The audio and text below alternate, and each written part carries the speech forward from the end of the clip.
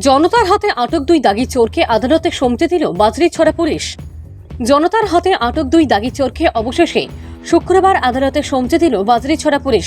ধৃতদের মধ্যে রয়েছে কটামনির ইচারপাড়ের মৃত আব্দুল শুক্কুরের ছেলে নুরউদ্দিন বয়স 24 ও ইচাবিল চা বাগানের 7 নং লাইনের মৃত কিগম্বর খটিকের পুত্র রামজিৎ খটিক বয়স 55।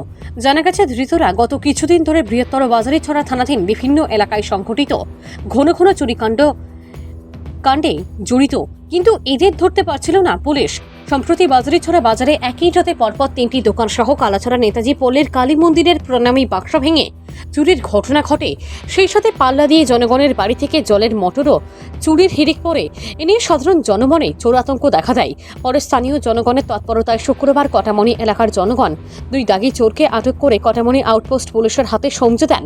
সঙ্গে তাদের কাছ থেকে উদ্ধার একটি চুরিকৃত জলের মোটরও। এই দিনই বাজরিছড়া থানার পক্ষে ধৃত চোরদেরকে করিমগঞ্জ জেলা আদালতে সোপর্দ করা হলে তাদের ঠাঁই হয় জেল হাজতে।